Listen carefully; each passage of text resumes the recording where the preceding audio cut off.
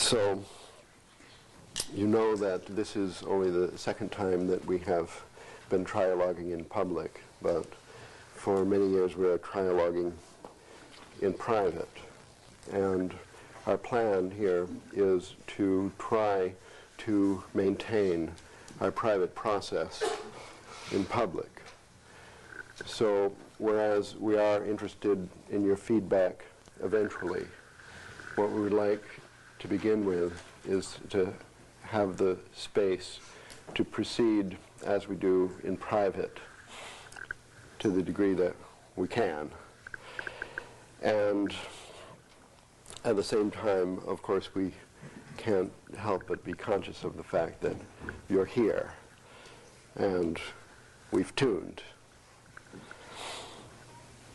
So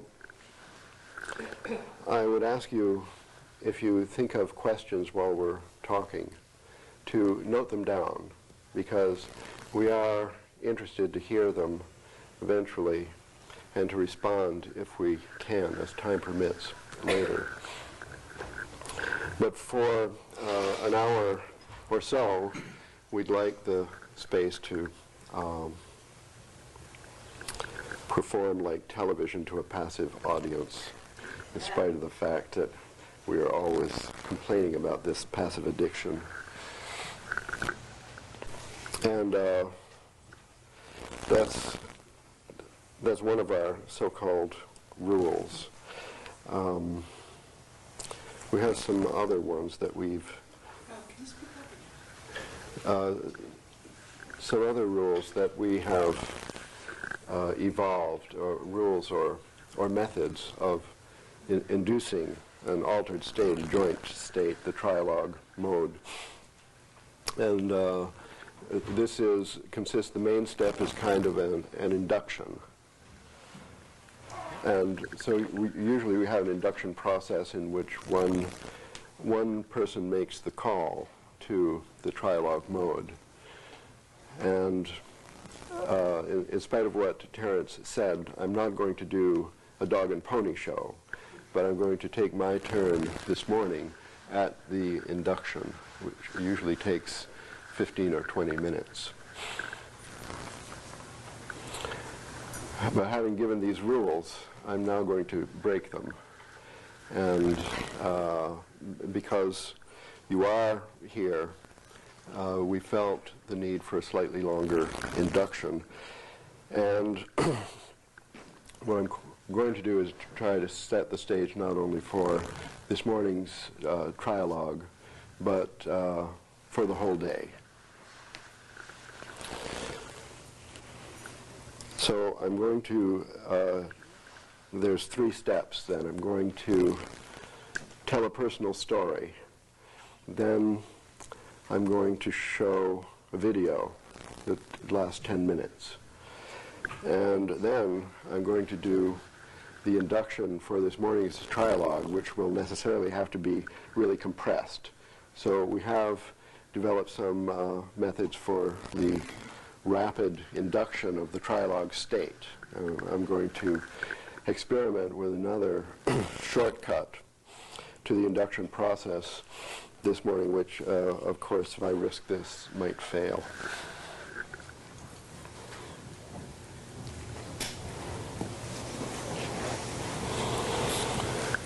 So the first story took place a year ago, and Terence and Rupert were involved in no part of this story. I was sitting in my office with my secretary, Nina, about a year and a half ago. There was a knock on the door. She said, well, this is a friend of mine who wants to interview you. But I was very busy with the telephone and the correspondence and stuff, so he came and sat, and I answered his questions without thinking. Later on, a month or so passed, a photographer arrived, and I began to realize that I'd done something significant. I'd given an interview for GQ magazine. I called my children who know about such things and asked them what was GQ magazine, and they knew what it was and follow and read it to some extent. They live in Hollywood. I was in Italy when the the magazine finally arrived on the stands. And of course I had notified my children, my mother, and everybody. I was very proud that in spite of my style of dress, that I had been the first one in our circle to actually be photographed for GQ. But I was shocked in Firenze to open the first page of the magazine and to see my picture occupying a large part of the first page, the table of contents page, where the heading says, "Abraham sells drugs to mathematicians." And there were some other insulting things in the interview that, as far as I could remember, was largely fiction that occurred later on in the magazine. So I didn't mention it to anybody. I came back to California, and I was very pleased that nobody mentioned it. Nobody had noticed. There were one or two phone calls, and I realized that nobody, after all, does read GQ. And if they do look at the pictures, they somehow overlooked mine. So I squeaked by, and I was safe after all, this dangerous pass, being outed by GQ. Suddenly, my peace was disturbed once again by 100 phone calls in a single day asking what did I think of the article about me in the San Francisco Examiner or the Chronicle or the San Jose Mercury and so on. After all, the embers in the fire left by GQ had flamed up again. In the pen of a journalist, a woman who writes a computer column for the San Francisco Examiner, had received in her mailbox a copy of this article in GQ, in which Timothy Leary is quoted as saying, the Japanese go to Burma for teak and they go to California for novelty and creativity. And everybody knows that California has this resource thanks to psychedelics. And there again, it quoted me as the supplier of a scientific renaissance in the 1960s. And this columnist didn't believe what was asserted by Timothy Leary and others in the GQ article, that the computer revolution and the computer graphic innovations of California had been built upon a psychedelic foundation. So she set out to prove that this story was false. She was about to go to SIGGRAPH, the largest gathering of computer graphic professionals in the world. Annually, somewhere in the United States, 30,000 or so people gather, all of whom are vitally involved in the computer revolution. She thought she would set this heresy to rest by conducting a sample survey at SIGGRAPH a year ago in Las Vegas. She began her interviews at the airport the minute she stepped off the plane, and by the time she got back to her desk in San Francisco, had talked to 180 important professionals of the computer graphic field, all of whom answered yes to her question, do you take psychedelics and is this important in your work? So her column in the syndicated in all these newspapers finally said that, and again, unfortunately, or kindly, remembered me. Shortly after this second accident in my story, I was in Hollyhock, the Esalen of the far north, with Rupert and some others of you here. And I had a kind of psychotic break in the night. I couldn't sleep, and I was consumed with paranoid fantasy about this outage and what it would mean in my future career and the police at my door and so on. And I knew that my fears had kind of blown up unnecessarily, but I needed someone to talk to. The person I knew best there was Rupert, and he was very busy in counsel with various friends, but eventually I took Rupert aside and I confided to him this secret and all my fears, and his response within a day or two was to repeat the story to everybody in Canada.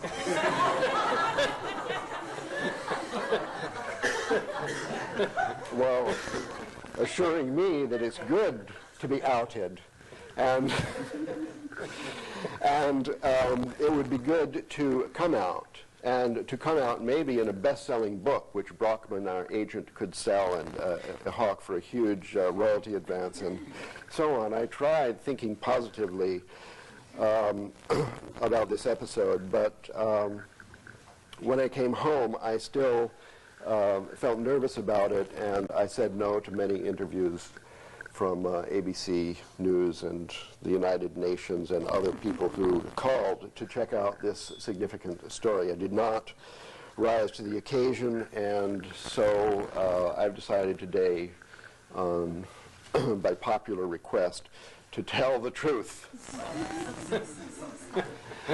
And this is perhaps relevant to our theme for today, different aspects of vision, and our theme this morning of psychedelics and mathematical vision. So it all began in 1967 when I was a professor of mathematics at Princeton, and one of my students turned me on to LSD. That led to my moving to California a year later and my meeting at UC Santa Cruz a chemistry graduate student who was doing his Ph.D. thesis on the synthesis of DMT. He and I smoked up a large bottle of DMT in 1969, and that resulted in a kind of secret resolve which swerved my career to a search for the connections between mathematics and the experience of the logos, or what Terence calls the transcendent other. This hyperdimensional space full of meaning and wisdom and beauty, which feels more real than ordinary reality, and to which we have returned many times over the years for instruction and pleasure. And in the course of the next 20 years, there were various steps I took to explore this connection between mathematics and the logos. For example, I apprenticed myself to neurophysiologist and tried to construct brain models made out of the basic objects of chaos theory. This was about the time that chaos theory was discovered by the scientific community, and the chaos revolution began in 1973. I built a vibrating fluid machine to visualize vibrations in transparent media because I felt, on the basis of direct experience, that the Hindu metaphor of vibrations was an important one, a valuable one, and therefore that we could learn more about consciousness, communication, resonance, and the emergence of form and pattern in the physical, biological, social, and intellectual worlds through actually watching vibrations in transparent media, ordinarily invisible, and making them visible.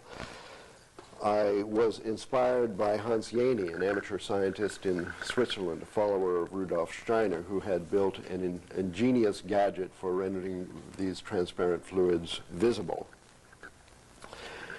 About this time, we discovered in Santa Cruz computer graphics because the first affordable computer graphic terminals had appeared on the market. I started a project of teaching mathematics with computer graphics and eventually tried to simulate the mathematical models for neurophysiology and for vibrating fluids in computer programs with computer graphic displays. In this way evolved a new class of mathematical models called CDs, cellular dynamata. They are really especially appropriate mathematical object for modeling or trying to understand the brain, the mind, the visionary experience, and so on, as far as close anyway as mathematics could come to simulation of this experience. At the same time, other mathematicians, some of whom may have been recipients of my gifts in the 1960s, began their own experiments with computer graphics in different places and began to make films, which I used to show in annual film shows in Santa Cruz. And there, eventually, I got to see on the screen a computer graphic film made by somebody else, a friend of mine, which had an uncanny resemblance to my first DMT trip, to the extent that, as I told Terence at that time, in the middle 1980s, I felt that my first DMT trip could have been simply a clairvoyance of this evening later on in many years later when I would be sitting in this theater watching a computer graphic film made by Tom Banchoff. You remember that?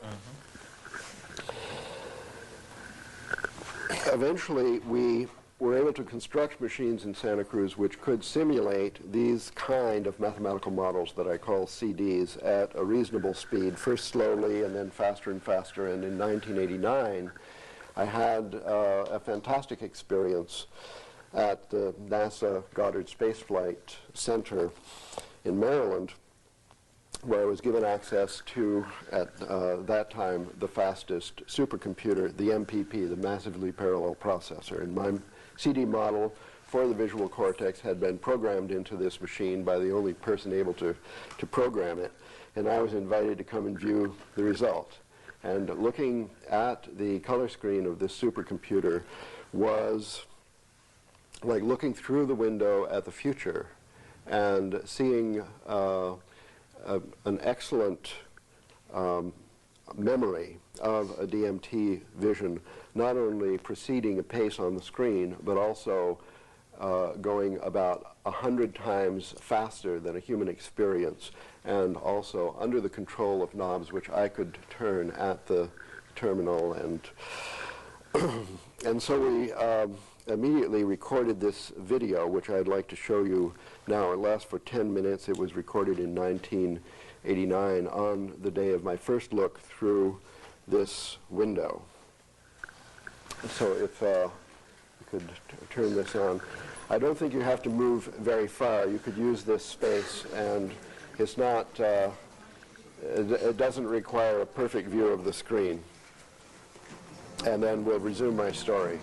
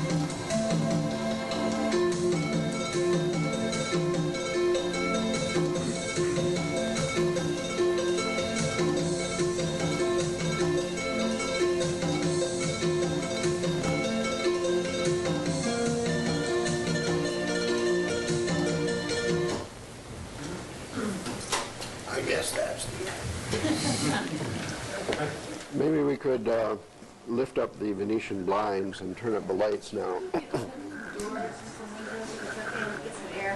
Yes, we probably can. In fact, you can help yourself to the door. So returning to my story now, and I'll quickly bring it to a close. There is, first of all, a 20-year evolution from my DMT year, 1969, to my MPP year, 1989.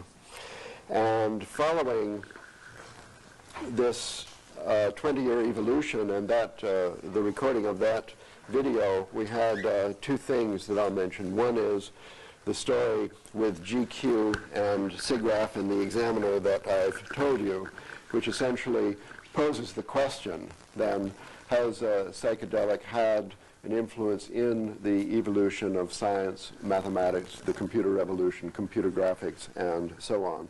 And the other event, in 1990, we got to see, after, I think, the publication of a paper on this in the International Journal of Bifurcation and Chaos, we saw an interesting article in the monthly notices of the American Mathematical Society, the largest union of research mathematicians in the world, which amazingly redefined mathematics, dropping number and geometrical spaces as relics of history, and adopting a new definition of mathematics as the study of space-time pattern.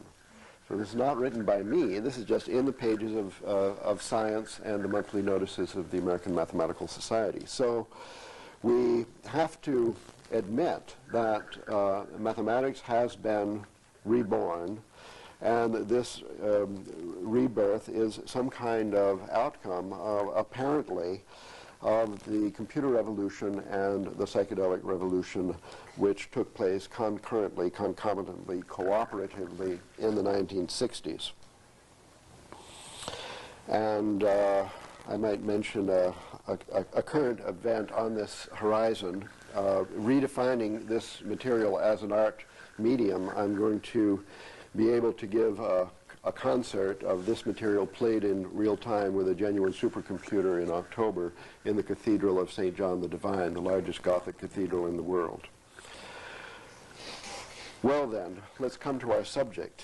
And I don't know if you gentlemen need to move up a little bit so that we can trialogue. Now I have to do, since I took so much time on a personal odyssey, I have to induce Trialogue in 1 minute. And so this shortcut, what I want to do is just pose one or two questions and read one or two excerpts from some favorite books here. So we have to accept now, I think, mathematics either in the new definition or the old one. In the Renaissance cosmology of John Dee, mathematics is seen as the joint therapist of Father Sky and Mother Earth, or a kind of an intellectual, spiritual, elastic medium connecting up the heavenly realms and Gaia herself. That puts mathematics then in on the same level as the Logos, the Holy Spirit. So let's just consider that for the sake of discussion. And having seen it as a language of space-time pattern, let me ask you this, Terence and Rup. To what extent could the psychedelic vision of the Logos be externalized? Could it be externalized by any means, either by verbal descriptions, by computer simulations, by drawings of really inspired visionary artists? Or on the other hand, in what ways could possibly mathematical vision serve the spirit and extend the mind? Is there a role, in other words, for this kind of thing in our main concerns? And to give you a fast forward into the answer, let me just read a couple of things here from Fruit of the Gods. Oh, good choice. And Terence's confessional chapter, chapter 15, a section called Art and the Revolution, he says, "The archaic revival is a clarion call to recover our birthright, however uncomfortable that may make us. It is a call to realize that life lived in the absence of the psychedelic experience, upon which primordial shamanism is based, is life trivialized, life denied, life enslaved to the ego and its fear of disillusion in the mysterious matrix of feeling that is all around us. It is in the archaic revival that our transcendence of the historical dilemma actually lies. There is something more. It is now clear that new developments in many areas, including mind-machine interfacing, pharmacology of the synthetic variety, and data storage, imaging, and retrieval techniques. It is now clear that new developments in these areas are coalescing into the potential for a truly demonic or an angelic self-imaging of our culture." Do you remember that at all? I don't know if you've tapped into chapter 15, Rup. Here's another one then.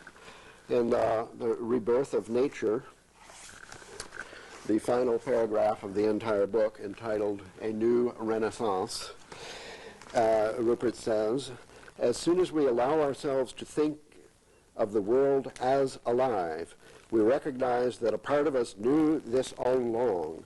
It is like emerging from winter into spring. We can begin to reconnect our mental life with our own direct, intuitive experiences of nature. We can participate in the spirits of sacred places and times. We can see that we have much to learn from traditional societies who have never lost their sense of connection with the living world around them. We can acknowledge the animistic traditions of our ancestors, and we can begin to develop a richer understanding of human nature, shaped by tradition and collective memory, linked to the earth and the heavens, related to all forms of life, and consciously open to the creative power expressed in all evolution. We are reborn into a living world." I call down then the Trialogue mode. Psychedelics and mathematical vision.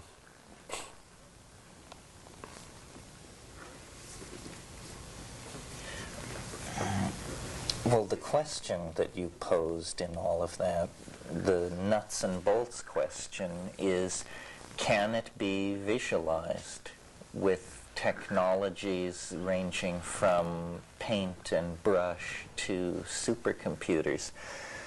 I think it can. I think it is not in principle mysterious, that it's a domain to be explored. It may be fleeting, like the situation that follows upon the splitting of the atom or something like that. It may be remote, but it is in principle describable, and it's simply a matter of paying attention, gaining inspiration, and gaining skill of technical execution. I think you think that, don't you? Well, I think that any models that we can build, verbal, visual, or mathematical, are really, really feeble compared to the experience itself. On the other hand, this experience is within all and without all, and we are immersed in this spiritual world. So the tiniest resonance from the most feeble model may suffice to excite, as poetry excites emotion, to excite spirit. And this is the essence of communication, is to have a compact representation. So the experience is infinitely complex, and the representations have to be really simple. But the representation restricted to verbal mode alone might be too feeble, not similar enough to excite by resonance the similar state. I mean, we have the situation where we agree that not every person is going to become a cephalopod. Not every person has the time to become a shaman. But we need a certain number of shamans in our culture to help to reconnect human society and the planet and the sky. So we need some kind of amplifying and communicating device between the few people who are real shamans, let's say sacred artists of the future, and the mass society watching MTV. And so the question is, can these means be of use to the clarion call that you've given in your book? Yeah, I mean, I think that what makes it confusing is when you go into these domains, the encounter is an emotionally powerful one. And the situation is so novel that the experient tends to assume that this emotional power is coming from the input. It's not. It's coming from the encounter with the input. I mean, it's like posing the question, can you make a stirring record of the Grand Canyon? Yes, you can, with helicopter-mounted cameras and this sort of thing. But the emotion you have watching that, you bring to it. So the psychedelic dimension is objective, but it's also so awesome and so different from what we know that it encourages and promotes and triggers awe in us. And so we bring something to it which we can never image or reduce to a verbal description or a piece of film. But in principle, I think the thing itself is just more of reality. It's like the heart of the cell, the radar maps of the Venusian surface, the center of the atom. I mean, these are real But this places. kind of reality, we don't need more of this. We've already got so much.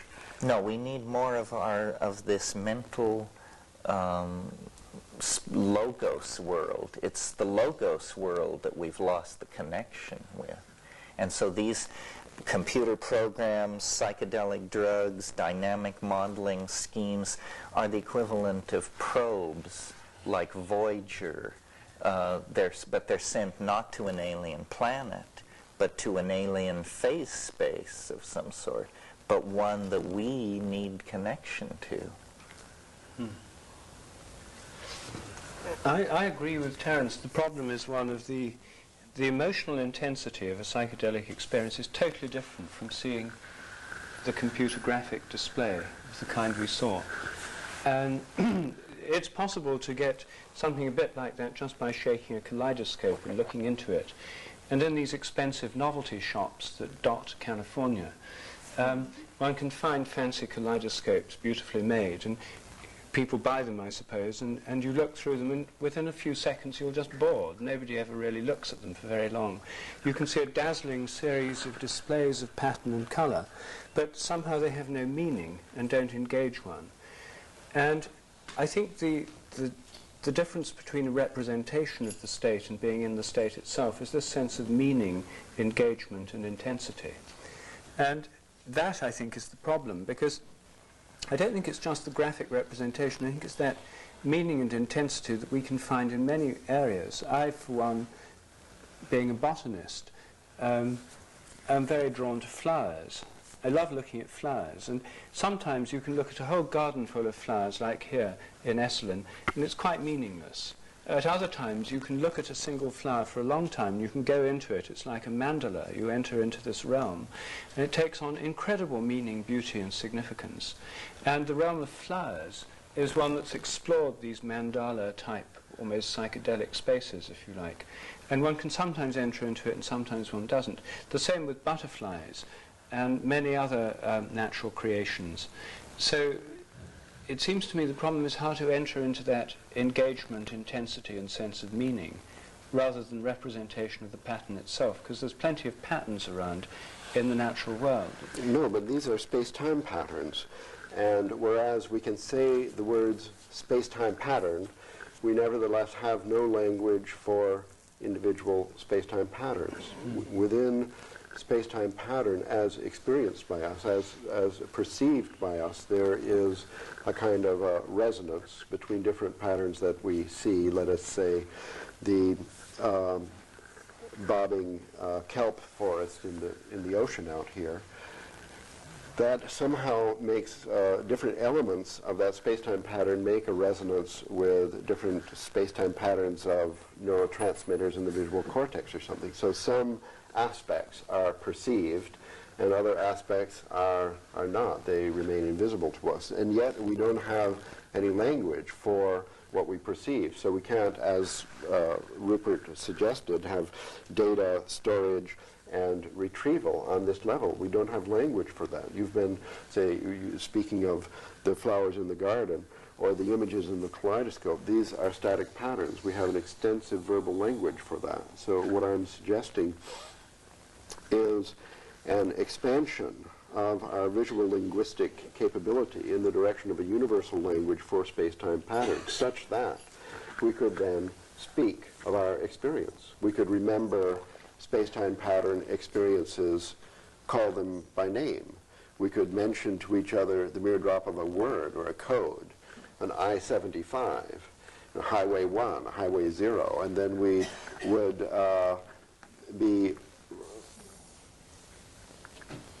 transmitting a huge image of a space-time pattern along with whatever emotion you remember from the time when you experienced that, awakening this in the mind of the listener, and therefore able to converse, intellectualize, understand, and reconnect with the space-time pattern of and feeling of the spiritual world. I mean, let's face it, we have had the most extensive experience of this world through visual metaphors of, well, movies. We experience the logos as movies. We don't experience this at words, although there are sounds and there are words pop up from, and sometimes there's writing on the wall like graffiti. Basically, it's an infinite field of consciousness, of vibration, of waves moving, of intelligence which may be disconnected in different parts.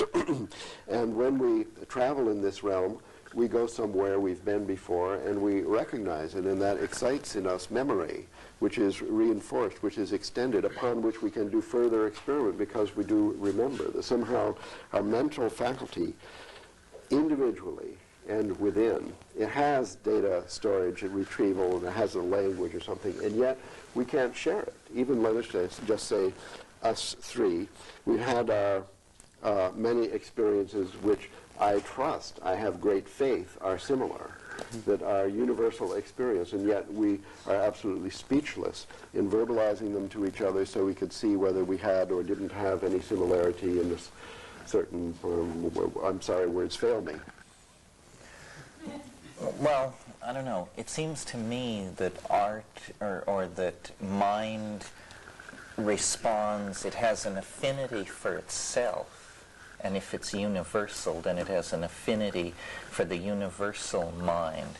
What's interesting about the example of the kaleidoscope is it's boring after a few minutes. We all agree on that. If you analyze how it works and take it apart, the base units in most kaleidoscopes are pieces of broken glass, pebbles, things like this, detritus, junk. And somehow splitting this into 6 sections with a mirror and putting it in heavy oil is supposed to bring you to the realm of something watchable and interesting, but it isn't. The brain machines being produced in Germany are the same way. All pattern seems to quickly lose its charm unless it's pattern that has been put through the sieve of mind, any mind. so that so that we enjoy looking at ruins and the artifacts of vanished civilizations a lot more than random arrangements of natural objects. So it seems to me what we're looking for when we say it's like a DMT trip, the MPPI data on chaos, then what we're saying is, aha, here in this pattern there is the footprint of meaning. It's as though an architect passed through here, and so we can appreciate it. So we're always looking for the betraying presence of an order that is more than an order of, I don't know even how to say it, economy, I guess. We look for an aesthetic order. And when we find that, then we have this reciprocal sense of recognition and transcendence. And this is what the psychedelic experience provides in spades. Now, a critic of the psychedelic experience would object, of course it's made of mind. It's made of your mind. But for the psychedelic voyager, this does not seem to be obvious. The intuition is, it is made of mind, but it is not made of my mind. So then either there's an identity problem or a real frontier of communication is being crossed. But I think when we say we look for living pattern or aesthetically satisfying order, what we really mean is we look for the sign that mind has somehow touched the stochastic processes of nature.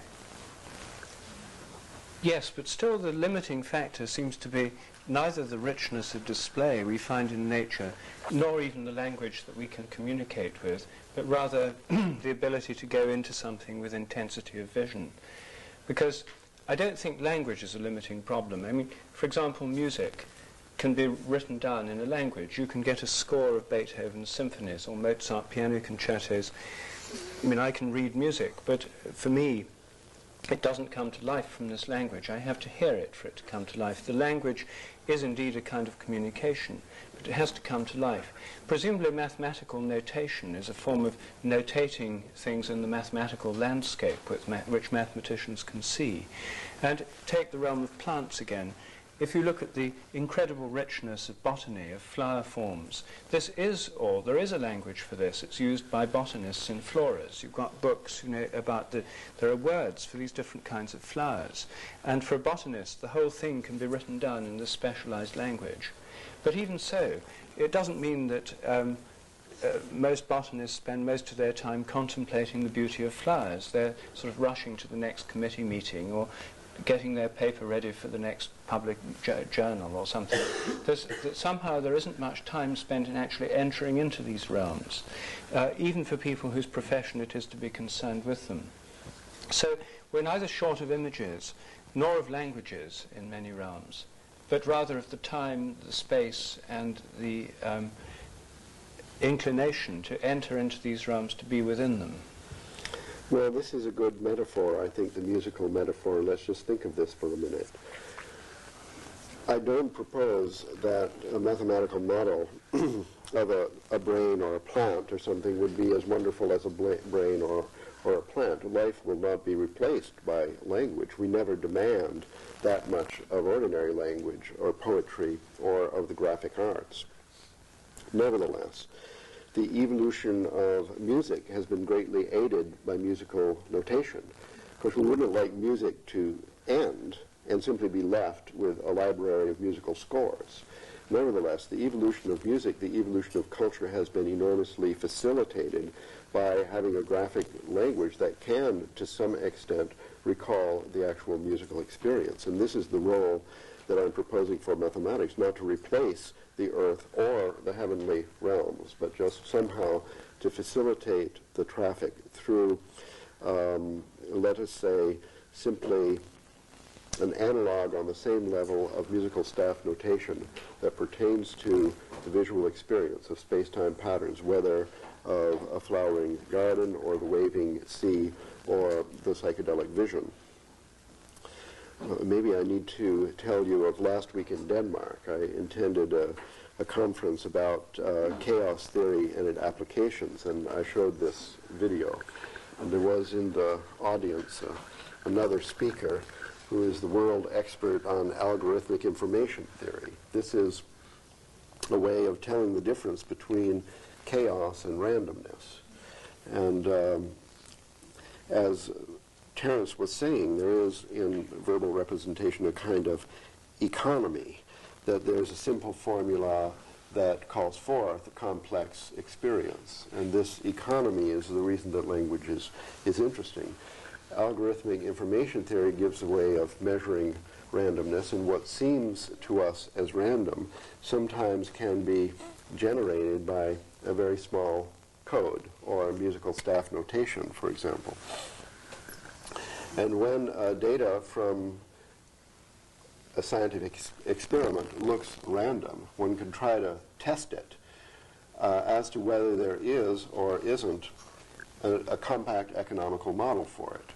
And if there is, it's more chaotic and less random. So there's a measure for this. And a truly, according to their definition, a truly random process which would provide data which could not be represented by any formula shorter than itself. Mm-hmm.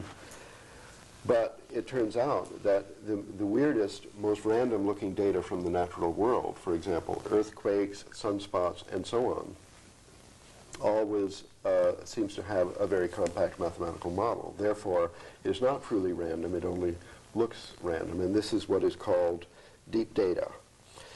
So what I'm suggesting is an increase in our encyclopedia of models, extending language, so that we can name, store, retrieve, and recreate not the experience itself, but the data of it, as it were, for the sake of communication with something which is very small, so that many of these models can be put in the closet.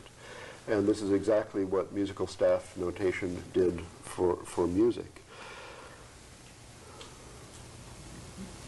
It pertains not only to the spiritual experience, but also to fundamental questions on the future of human societies, environmental problems. Can we understand the space-time nature of the planet well enough, since it's so complex, to even be sensitive to it and cooperate with it? I mean, if we can't even understand what we're seeing when we look at the planet, then there's not much we can do to cooperate. Biogeography, for example, is a botanical field that could be revolutionized by a staff notation for space-time pattern, which it doesn't have. But surely what we're looking for is meaning that seems to us somehow full of significance. I mean, in terms of information, even patterns, we've got libraries full. You go into any bookshop and you're just overwhelmed by the quantity of stuff there. And the idea of just having more, even more models on the shelf, even more, somehow doesn't seem very exciting to me. I mean, what would be exciting would be to see some deep meaning in all of this. And maybe mathematics is one way to find the deep meaning in things. But if so, I'm not quite sure how. Well, the taxonomy of plants is not full of meaning, and nevertheless vocabulary has evolved, so the exfoliate and all these words are put on a page, and then another botanist can read this and actually tell, well, yes, this is the plant, therefore it's safe to eat it and have an experience. So I think a further development in evolution from the stage of having language may be the generation of meaning. I mean, meaning is not given in the data. We have to grok things. We have to struggle and evolve understanding by some hermeneutical process. So, well, our language, as people said when printing began, that would be the end of memory. When writing began, that would be the end of history. Well, in both cases, they were correct, I think. Yes, but when language began, that's when we lost our connection with the natural world. Well, maybe it was language. A kind of language, yeah. Spoken language. Maybe language processed acoustically, that it's not in the generation of it that you want to put your attention, but in the reception and decoding of it. That when language became something acoustically processed, it became so bloodless that it became then the willing servant of abstraction, which before had been an exotic and little explored branch of linguistic activity that suddenly burgeoned into the major concern of a lot of people, that language processed visually is here and now stuff of great density, and acoustical language permits a level of abstraction that creates a higher inclusiveness, but that's achieved by a necessary dropping out of detail. I'm glad to hear you say so, since it always sounds that you think the logos itself is speech. But I must say I'm astonished at the resistance I'm getting here to the idea of visual language. I think that, well, when I travel in France, I'm riding in the train or something, and I'm really bothered by all the gossip going around, because I understand French, and then I realize this couple is having trouble, and then the train is not stopping in the station that I expected, and so on. When I travel in Japan, I don't understand anything, so it seems to me it's really silent there. It's very quiet. I just don't hear anything. And where we have an oral language for a certain phenomena, we then perceive it. It is moved by a moving truck. This moving van comes along and transports this stuff from the unconscious system to the conscious system. Then we deal with it in a different way. And these visions, space-time patterns, which we can't recognize, for which we have no visual language, they are essentially unconscious to us, so therefore we can't interact with them. And this might be a fundamental reason that the planet is dying. Either we shouldn't have verbal language, or we should have verbal language and visual language as well. I'm not sure which. But since verbal language is so poorly adapted to space-time patterns, I mean, we don't describe music in verbal language. We have staff notation, a visual language for music. And I think that our intellectual relationship to the sky and to the earth would be vastly improved by developing a larger closet of models for visual processes. But I can't get you to agree to this. No, I agree. I agree. I think you're right that seeing language, I regard language as some kind of project that is uncompleted as we sit here, that it isn't the transfer of thought and intention into speech. That doesn't do it. I mean, clearly, you know, the whole world is held together by small mouth noises, and it's only barely held together by small mouth noises. If we could have a tighter network of communication, we would, in a sense, be a less diffuse species. Communication, the lack of it, is what's shoving us over the brink into possible planetary catastrophe. So making language more explicit through visualization seems a natural step to take, and it seems to me an inevitable step to take once you have the psychedelic experience, because then you see that if you buy into the idea that psychedelics somehow are showing you the evolutionary path yet to be followed, then it seems obvious that what it entails is a further completion of the project of language. Maybe what all this technology is about is actually a more explicit condensation of the word. I mean, it is interesting that modernity is characterized by an ever more explicit evocation of the image. I mean, you just have to go back 100 years, and the best anything could do was an albumin tint photograph. Now we have, color lithography, HD TV, high-speed printing, virtual reality. It's as though, language is becoming, the word is becoming flesh, and condensing into the visual realm would make it, would be almost a kind of telepathy compared to the kind of linguistic reality we're living in now. I mean, glad to hear it. Yeah, no argument on that. Well, I mean, what we may be doing is returning after a detour of centuries into the realm of literacy.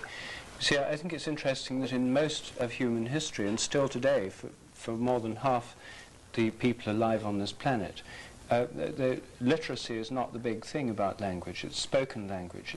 Most cultures are originally oral cultures. Still, the majority of people can't read and write. If you can't read and write, it means that the visual cortex in the left hemisphere of your brain has not been hijacked by the speech centers. As soon as you learn to read and write, the visual part of the left-hand side of the brain gets taken over by the speech centers, which are to do with sound and the processing of sound, and becomes adapted to reading and writing letters, language. And this knocks out one half, or a large part of half of one's brain's visual processing capacity. It gets into the habit of dealing with linear print. Now you're afraid I'm going to knock out the other half. Well, I think that as far as I know, there's been very few studies of the difference in thought patterns between people who can't read and write and those who can. And I'm not now talking about people in our society who can't read and write because they're dyslexic or have dropped out of school, but whole cultures, like many traditional cultures where nobody reads and writes, or very few do.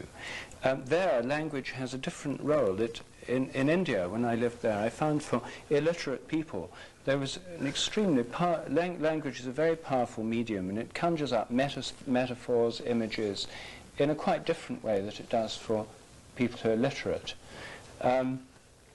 So you yourself are complaining you find new generations of students at Santa Cruz can't read or write anymore. And it may be that this process of short-circuiting out literacy is already well advanced, and that a new kind of visual language is developing.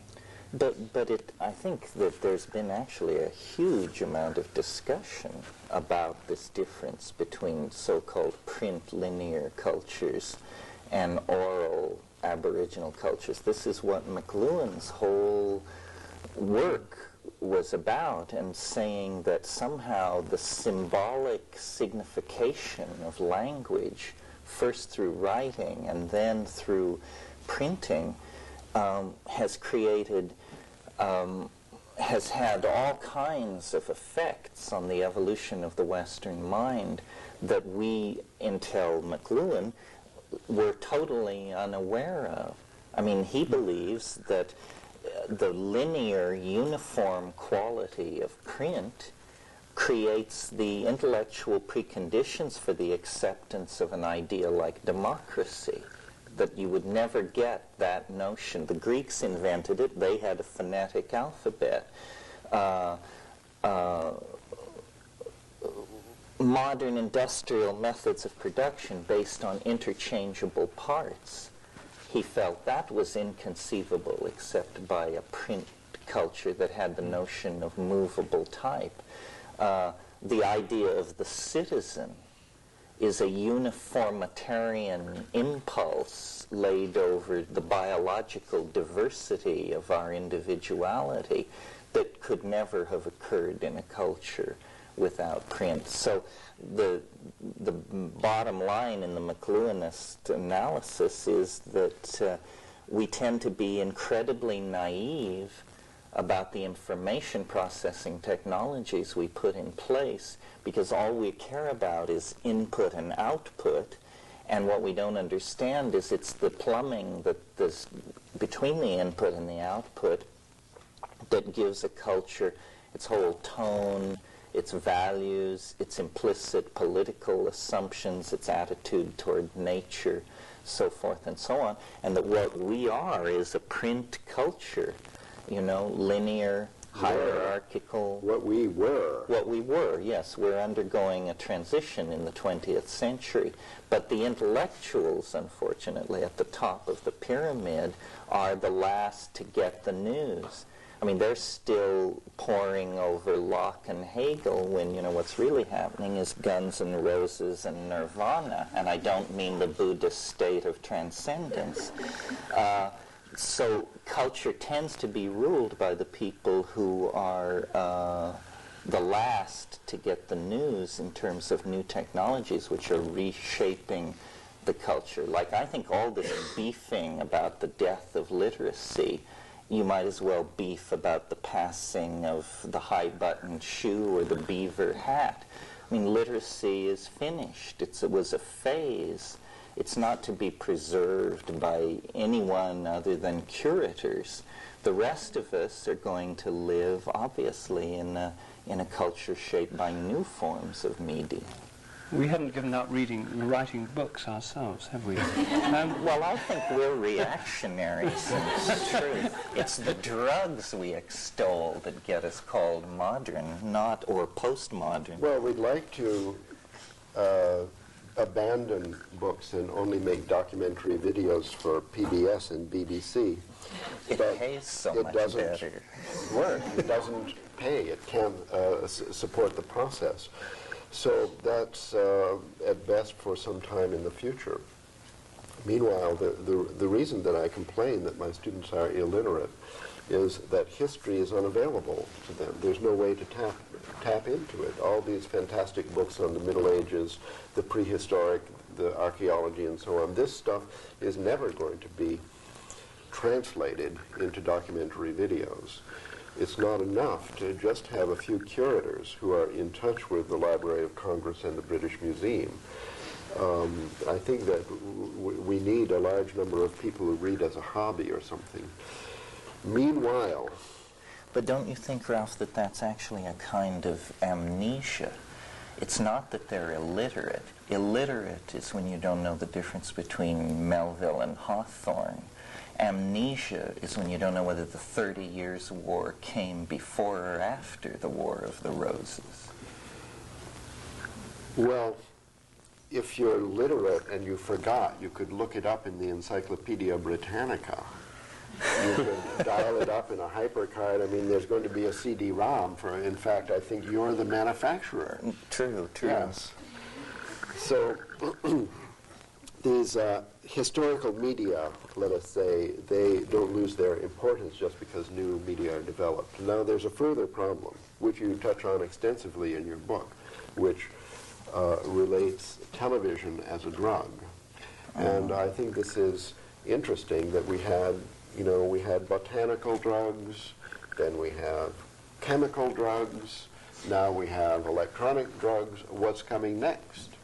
So the fact is that my students have watched television 7 hours a day, 6.5 according to your book, since birth. And they are unbelievably quick with images, and it's great because this is a fantastic advance in intelligence, in human intelligence. And the way that information can be communicated in 25 seconds by the best of the television commercials, I think, is truly astonishing. And not everybody, you can't show these commercials in the African bush or something and get a response. You have to have people who have been trained up to it by doing their visual calisthenics 6.5 hours a day since birth. So that's good. What's not so good is that the material is available in the video store or from the Library of Congress after we get FDDI and so on. This material is unbelievably poor. And the fact is that if you make a PBS documentary on Food of the Gods, for example, nobody will watch it because they're busy watching Dynasty, or I don't even know the names of them. And that somehow the drug abuse aspect of the new media has already dominated its future, so that this creote is already so deep that it's unlikely we can swerve the video technology into an interesting cultural resource. Well, that is my problem with your approach, actually. These computer graphics use basically television-style technologies. No, the computer graphics, you see, are going to be, we're only 5 years away from having supercomputers like that. That was made on a 200 megaflop machine, which cost $13 million 3 years ago. And today you can buy them for $500,000. We're using a $500,000 one will be delivered to the Cathedral of St. John Divine. In 5 years, that will be in the kitchen keeping track of your recipes and running your microwave. So the possibility is to interact with this. You see, it already becomes almost as interesting as a psychedelic trip as long as you can interact. What's wrong with this passive medium is it's dead and some idiot programmed it and made it available, and then it was distributed as a drug. And people are actually addicted to the passive process of sitting there and knocked out and just like receiving somebody else's fantasy. So I think that when these supercomputers are available in kitchens and kindergarten playrooms, and people are brought up on, this is an extension of life. This is an increase in the size of the playroom. The thing is, you can't underestimate the perversity of people in terms of their tendency to prefer this passive thing.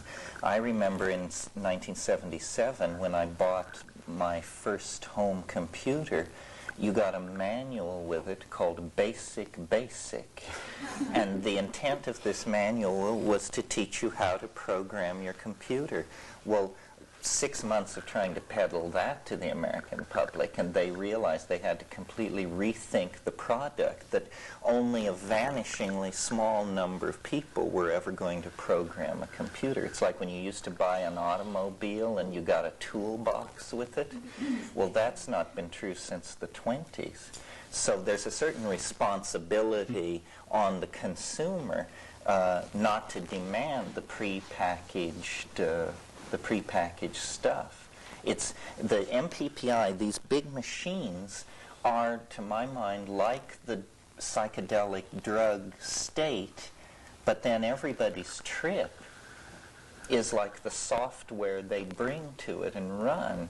And someone who goes to the MPPI machine to keep track of their recipes is essentially trivializing it because they don't know what it could do. This is probably the equivalent of going to a psychedelic drug to solve your relationship problems. It's the question you framed was so stupid and mini-minded, and perhaps the drug, the psychedelic, can help, but what a tremendous misappropriation of its Well, every power. tool will be misused as well as used, will be misused more than it's used. And the most popular books are cookbooks, and nevertheless we write books. And to some little extent, they participate in the evolution of history. The fact that most books are used for recipes doesn't totally destroy all value of books. And so it is with the new media, whereas most people will use them to hypercard stack of recipes or sex postures or something, there will still be a lot of arcane and important available material available in this medium which can't be accessed any other way. Nevertheless, I must say you're kind of dragging me down here. Maybe it's time I need some help from this group. I became very depressed this year when I realized that not only my students couldn't read or write, but also that their interest in computers was much less than the preceding generation a year ago, which was much less. For the last 3 or 4 years, interest in computers has been on the decline. So along with the television medium, the interactive capability, I mean, you're right about the tool kit that comes with the car and Basic and so on. Not even to use tools like Adobe Illustrator or HyperCard or even McWrite or anything, not to use any of those tools, be only interested in computer games. Here's the most brilliant kids in high school are doing nothing but play Tetra on Game Boy. Just think that over. I have my colleague, brilliant professors of mathematics from China who do nothing but after work they play Tetra on Game Boy. Think it over.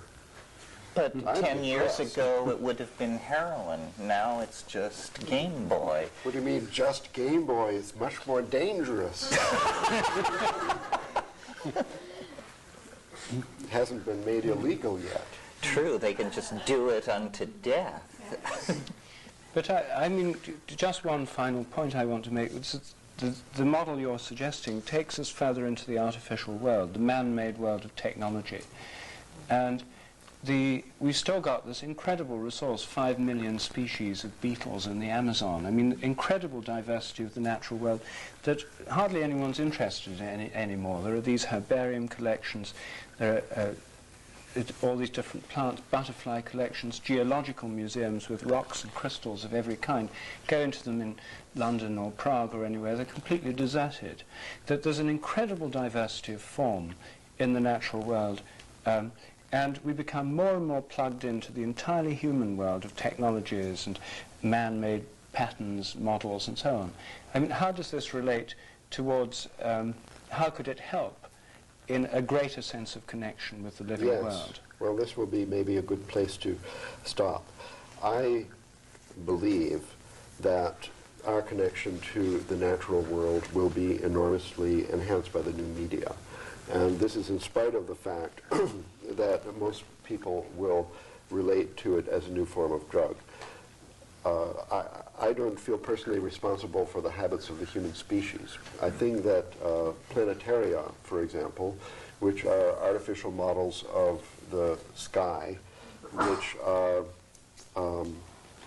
brighter and simpler and easier to understand, especially along with special programs that show only certain motions at one time, that planetaria have an enormous potential to turn people on to the real sky, which after all is the ultimate source of our mind, our intellect, our mathematics and language, and so on.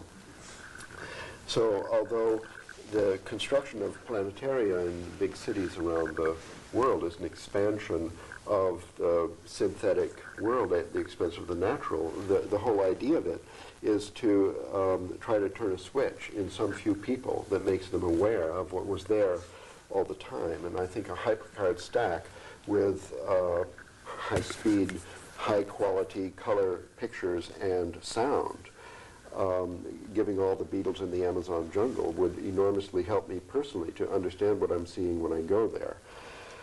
So, nevertheless, nobody goes to planetaria. Nobody accesses these. A few school children will go once and nobody will really be affected by them. So somehow the habits of society are such that we can't make good use, what could be critical good use of technology. And in the meanwhile, there are these elements that amplify infinitely the bad uses for some kind of piracy, I guess. But I'd like to defend Ralph to you, Rup. I don't think that it's really a journey deeper into artificiality. I mean, science has been dependent on instrumentality for a long, long time. The natural world that Ralph's program would reveal is the natural world of syntax. That, in other words, language would become a much more accessible object for study if it were visually explicit, and I expect that this is happening. So it seems to me it's just a new frontier in natural history. It's this most complex and least understood of all behaviors, which is language. And while the instrumentalities may be computers, high-speed imaging, and so forth, it's no more than using the Hubble telescope or something like that to tease data out of a very distant part of the universe and then make it explicit. And if we could understand language, we would understand something about our own place in nature that eludes us, because it's clearly the most complex thing we do, and we're the most complex thing we know, and the feedback from it is culture, the most anomalous phenomenon in the natural world. So I think it's pretty exciting to use these things to try and understand I mean, people say spirit, cognition, consciousness, but ultimately just language is what should come out of this, a much deeper understanding of language. Well, it's time. Is this okay? Yes. Yeah, let's throw it over. Time to open up for our interaction on the larger scale. Customarily, whoever does the induction also summarizes or concludes. I don't feel I have the wherewithal to really conclude this. I would like to just end our trialogue with a kind of emotional reaction to the synthesis of all this, what I see as negative feedback to not only my idea this morning, but also my life work.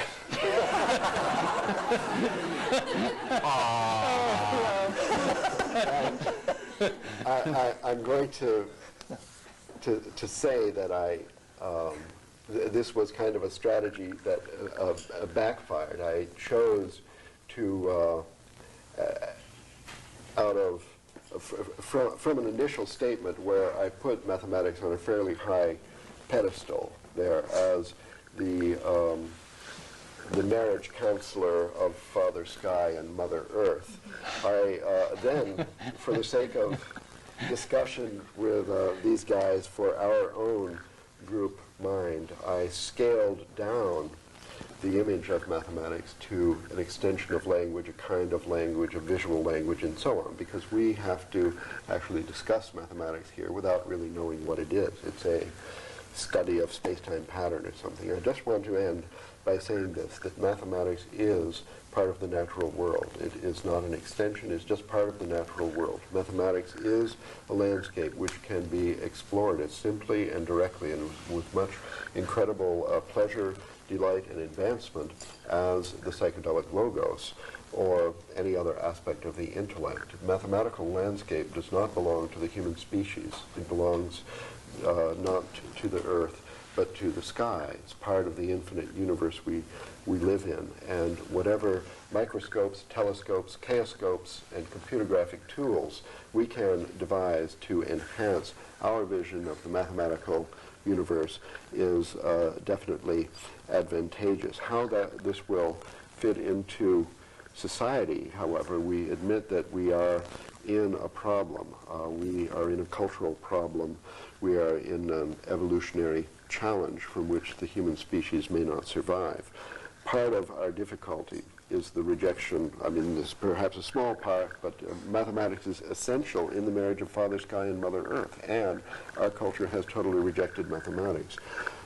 So it's possible that that's part of the problem, and that's what I've given my life work to, as it were. So the answer to the question on the psychedelic and the mathematical vision is that there is a relationship and is kind of abstract because we're stymied, I guess, to summarize our discussion, by bad habits of the human species at the present time. So I'll leave it there, and let's consider questions. This question of the perverse quality of human beings, that I think that for me, one of the elements lacking in the pattern that we just saw is the element of drama, which I saw a cartoon in the New Yorker recently that showed some businessman sitting at his desk in a field going, "There's no plot," looking out at nature. And it seems that the thing that involves kids with these computer games is that they are involved. There's a plot of suspense or thrill, and I wonder, and that's what the psychedelic experience is as well. It involves you in this experience of a drama that involves your identity in some way. And how, the question to me seems, how do you bring this drama into the art. I mean, I heard this thing the other day about Wagner did that for opera, in that he brought together theater and art and poetry and music onto the stage, and brought music into a new language form. And it seems like that's what you're talking about trying to do. Yes. Well, the sky, like mathematics, is a kind of a landscape which is there. And after watching enough to get the general idea of it, people did project onto it all kind of drama, stories, myths, and the sky then, it took a few thousand years, did become completely alive. Now, in this new view of mathematics, in the new mathematics, we're talking about the exploration of a world seen for the first time.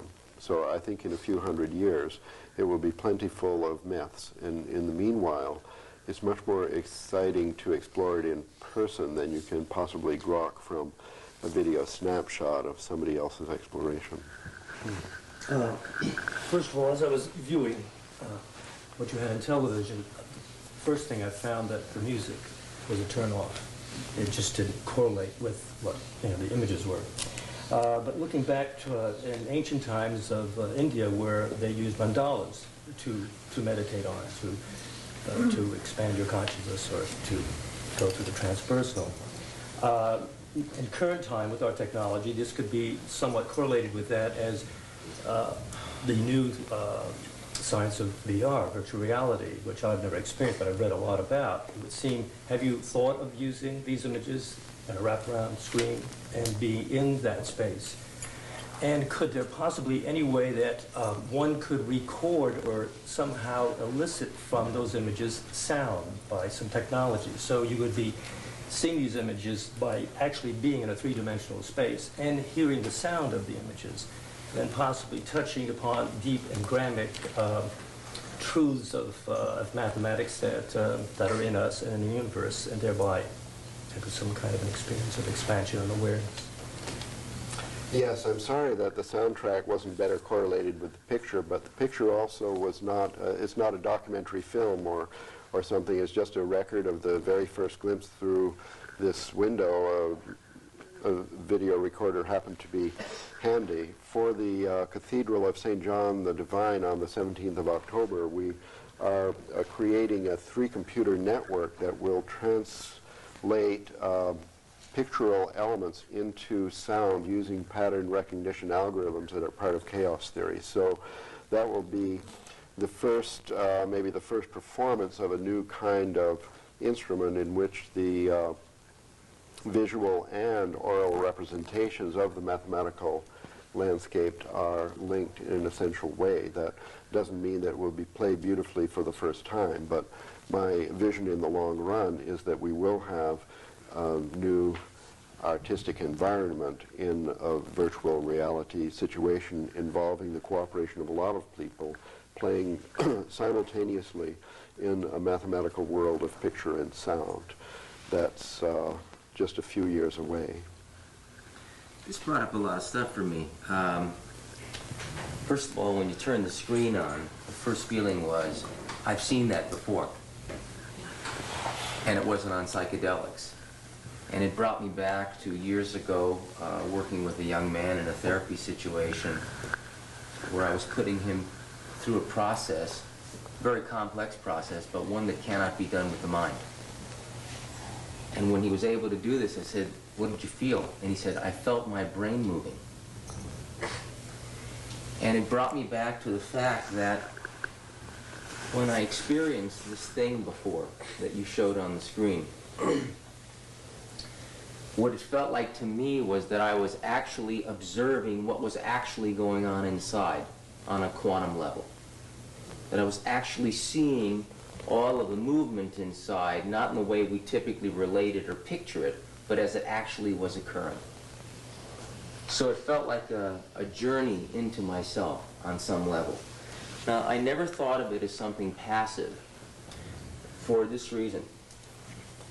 I work a lot with receptivity, and what I know that the mind does is it takes something and it makes one thing more important than the other. So right now you're my figure and they're my ground. But in actuality, I believe life is occurring as a constantly changing, figureless ground.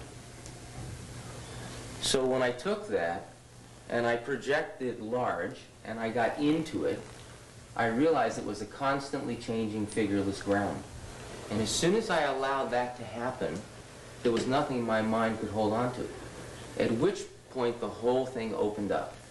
My receptivity opened up, and that didn't become something that was passively viewed, but that became something that opened up the key to me, to my whole spectrum opening up, at which time I began to discover my inside.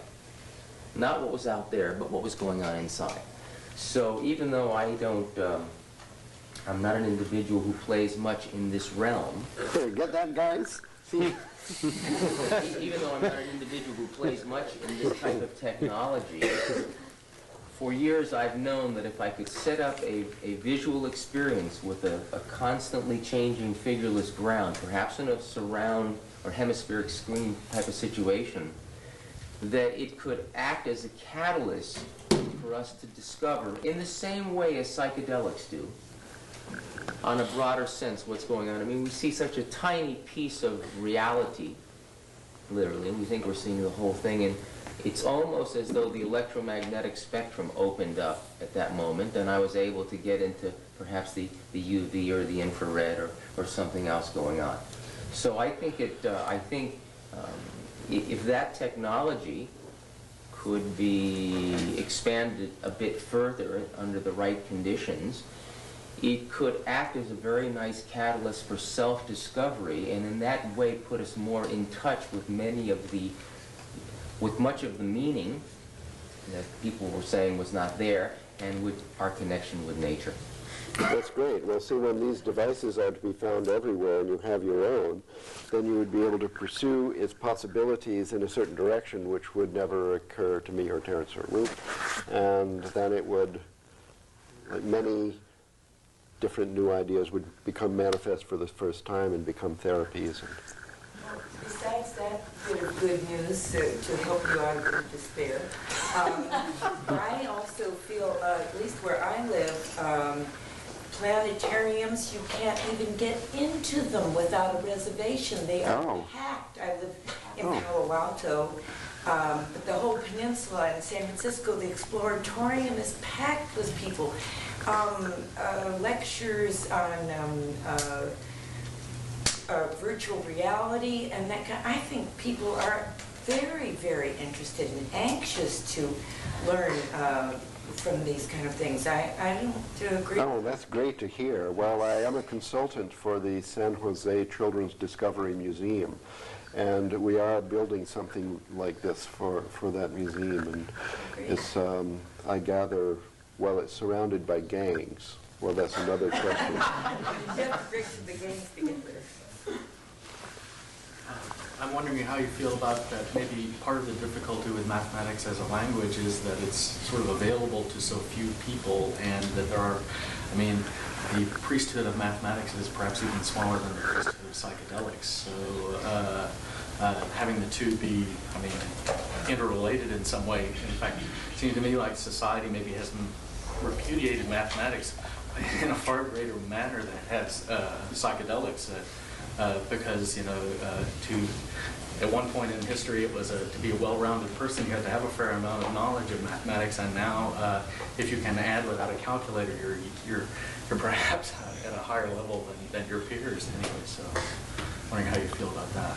Yes, well, mathematics is, I mean, as a profession, the community of research mathematicians is and has been through this century in a very mysterious downward spiral, where it's not simply the rejection of mathematics by society. The mathematicians, like, who would be attracted into that field, there's a sociological phenomenon going on, so that those people are increasingly elitist, and they also reject society. It's some like mutual aversion phenomenon. And I personally have been trying to work against that in every way I can by making mathematics into an art medium, by playing it in, publicly, and by giving what I call mathematical performance. I have to admit I have not been very successful because generally people's attitude about mathematics is such that the mere mention of the word is essentially to clear the room. So a lot of, quickly, I would say I have subjected you to some mathematics this morning that if it had been identified as mathematics, you would have rejected it. But actually, this is mathematics. It's very simple. It's got nothing to do with what they're teaching in school. Every person is good at mathematics. It's like walking. It's human birthright. Haven't they always known that music and mathematics, you know, if somebody was a genius in music, they went together? And so it's just like writing the notes was a way of interpreting it. So maybe mathematics is the same. And watching what you've done, I don't know much about computers. I kind of live in the bush, and I don't watch TV or radio for about 30 years or read papers. So I can follow you, but I feel lost. But it's like what you're producing here and what you're talking about with computers is what our mind already can do. Like we can already send pictures from our minds, and we can already talk from our minds, and we can pick up from our minds. And so what we can do with our minds, people are producing it in a mechanical way, and that's what I'm noticing here. Thank you. That's what I wanted to say. Is when you talk about it that it seems so difficult, but just like doing it is easy, like walking. Well, something that came to my mind with this whole thing is the basic question about why all this surge in language and math and all the technical devices. Isn't that the surge of the human beings to overcome polarity? To overcome the illusion that each being is all by himself or herself, and all we try to do through communication, no matter what instrument we use, is that we try to fake that there could be the same perception of somebody else, exactly the same as I am, which is truly not possible. Even if I have the best of description or the same picture, I still see through my eyes and on the background of my experience. So this whole surge basically tries to overcome polarity, but it's not possible. Yes, well, it's no coincidence that we are three, and that we're promoting Trialogue because it's a lot different from dialogue. And whereas polarity, the idea is, okay, I've had my experience and I'm unique and nobody can share it exactly, that's true. And this whole dialectical view of human experience is somehow it's intrinsic in the number two. It's totally different with three. And our entire history since the goddess religion of the prehistoric times is based on three. And I have a suspicion that that's because society is based on 2 or 4 or 1 or something. They don't last. Here we have this tremendous historical tradition based on 3. We're manifesting that. And for example, between Rupert and Terence, I provide some sort of mediating role. Likewise, Terence does between me and Rup, and so on.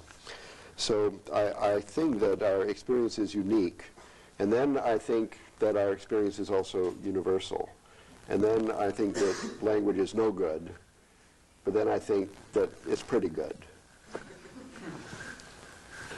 In the process of creating space-time pattern languages like the ones you're doing, I think one tries to be very rational, whereas life itself and psychedelic experiences is very irrational. So my question is, don't you think this is a reductionist method approaching this? Yeah, I do.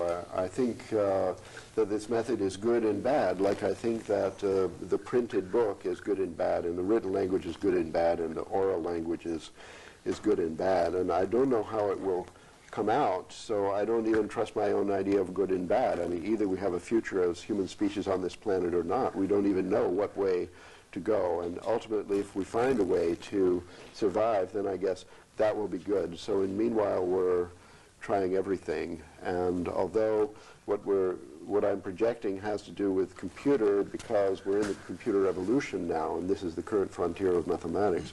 Traditionally, mathematics has been, without computers, very important in our evolution, and I think, like music, people generally feel that historically it's been positive. I just kind of wanted to put MTV and Game Boy in a kind of historical perspective. That even McLuhan spoke about when we graft on a new technology, we go through this period of numbness where we basically are totally bewildered by it, or obsessed by it, or entranced by it. We don't know how to use it yet. And in this context, when you talk about mathematics being the science of space, time, and pattern, and therefore being at the basis of this new visual reality that we're constructing, which MTV and Game Boy are a part of, in that the visual image is a more universal image, and it always has been, more than the spoken word, more than the printed word. I mean, the most universal role that the spoken word probably played was when all of the nobility of Europe spoke French in the whatever 18th century, and it was the language of an elite. The visual language that's coming through MTV and Game Boy is not the language of an elite, and it is a large step towards a universal language. We don't know how to use it yet.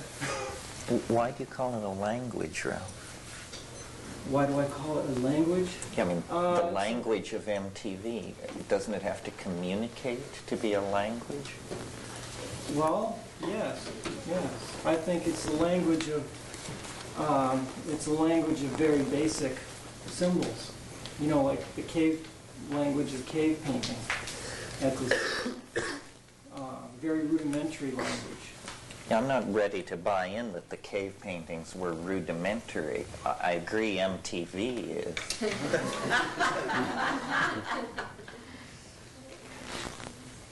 You're doing it. I'd just like to point out a couple of facts about language. I'm also a reactionary. I deplore, on one hand, the loss of literacy. But it occurs to me that language, particularly written language, both inhibits and is a catalyst to creativity.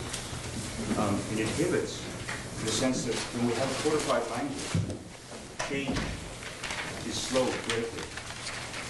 You see that when you have a language where there's very little literacy and there's no academy to tell you what to do, that it changes very, very, very quickly. And I suspect that thought changes very quickly then too. But it occurs to me also that language is a catalyst to creativity because it's such an imperfect medium that you have to react to it intellectually. Yes, this is the yin-yang of it. I think that it's time to go to lunch, and we might take one more. Is that okay? Sure. And then...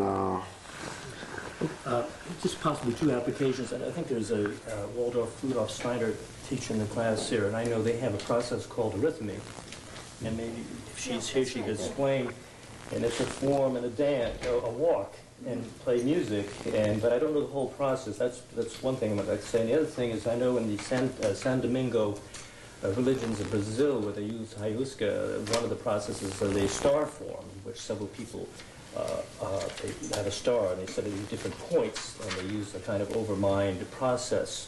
So I wonder in any way that maybe one could use certain mathematical symbols and using psychedelics in that form. But, you know, to what end, I don't know, just as an experiment, but maybe she'd like to tell.